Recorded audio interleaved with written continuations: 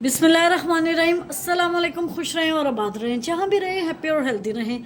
मैं हूँ मैविश और वेलकम करती हूँ आपको किचन विद मैविश में। आज हम बनाएंगे ब्रेकफास्ट की एक बहुत ही मज़े की रेसिपी।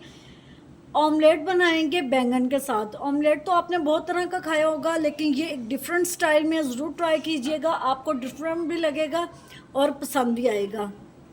वीडियो आपने एंड तक ज़रूर वॉच करनी है, स्टेप बाय स्टेप फॉलो करना है। आइए इस मज़ेदार सी रेसिपी को बनाना शुरू करते हैं। रही मैंने एक चॉपर ले लिया, हैंड चॉपर है ये।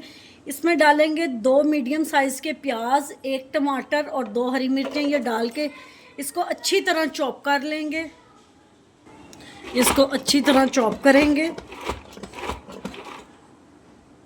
ये देख सकते हैं प्याज टमाटर हमारे बहुत अच्छी तरह चॉप हो गए हैं। अब कर लेते हैं नेक्स्ट स्टेप। एक पैन ले लेंगे, उसमें 3 टेबलस्पून कुकिंग ऑयल डाल देंगे। जो हमने टमाटर और प्याज चॉप किए थे वो डाल देंगे। 1 टीस्पून इसमें डालेंगे लहसुन और अदरक का पेस्ट। अब इसकी अच्छी तरह भुनाई कर लेंगे।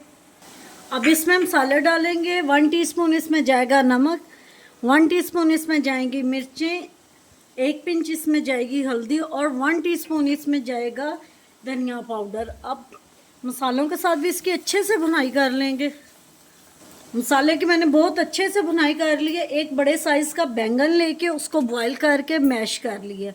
अगर आप बड़े साइज़ का बैंगन ना लें तो मीडियम साइज़ के 2 बैंगन ले लें, छिलका उतार के, और उसको अच्छी तरह बॉईल करके मैश कर लें।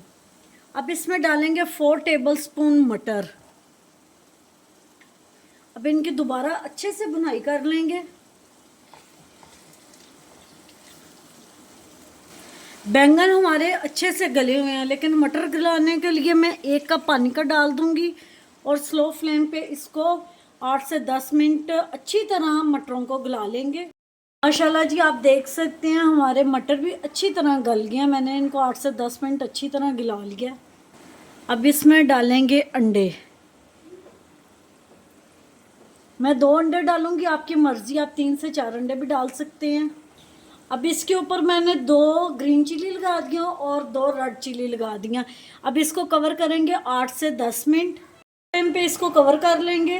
तो लीला जी, हमारा ब्रेकफास्ट के लिए अंडे का एक बहुत ही मज़े का और टेस्टी ऑमलेट बन के तैयार है। थोड़ा सा डिफरेंट है, ज़रूर ट्राई कीजिएगा, आपको बहुत मज़ा आएगा। अब इसके ऊपर थोड़ा सा हरा धनिया डालेंगे।